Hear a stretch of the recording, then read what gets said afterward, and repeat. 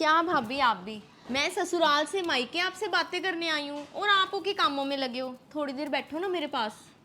ठीक है अंजलि, सारे काम तेरे लिए छोड़ देती हूँ। अब बता, ससुराल में तेरा मन तो लग गया ना? क्या भाभी आप भी सीरियल वाली बातें करने लग गए कि बता अंजलि, ससुराल में तेरा मन तो लग गया ना। अरे भाभी वहाँ की क्या बातें बताऊँ आपको। मेरी ननद तो ना पढ़ी लिखी होकर भी गंवार है। क्यों अंजलि, तेरी ननद तो नौकरी करती है ना?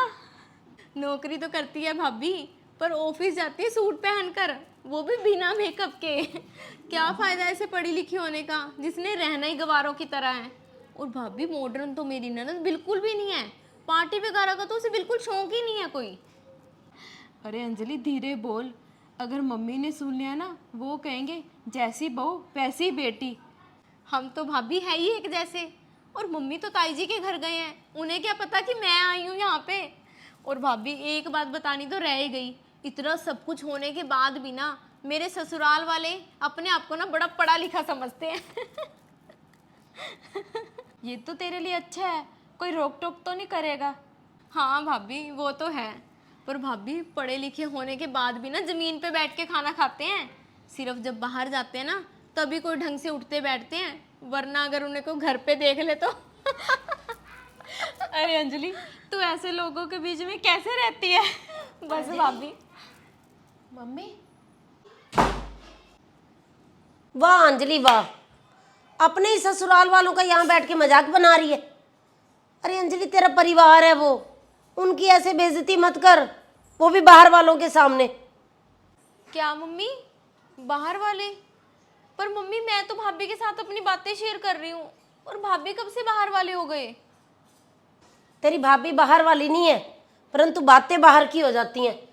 यहाँ तेरी भाभी तेरी बातें सुनेगी, ये बताएगी अपने मायके वालों को, इसके मायके वाले बताएंगे वही बातें गली मोहल्ले में, और गली मोहल्ले वाले वही बातें तेरे ससुराल तक पहुँचाएंगे। तो तेरी क्या इज्जत रह जाएगी वहाँ पे।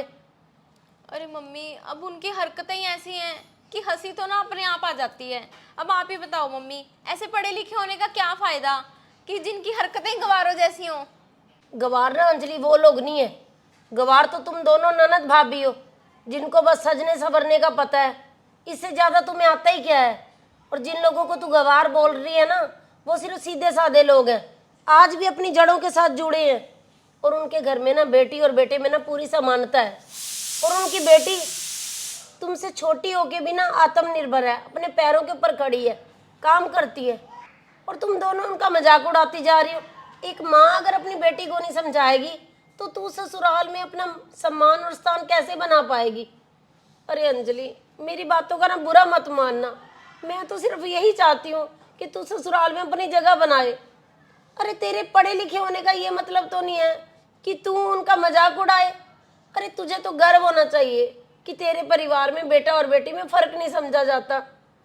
और यदि तू उनके संस्कार नहीं सीखेगी, उनका ऐसे मजाक उड़ाएगी, तो उनके परिवार को आगे जाके तू नहीं संभालना है, तो कैसे संभालेगी बेटा।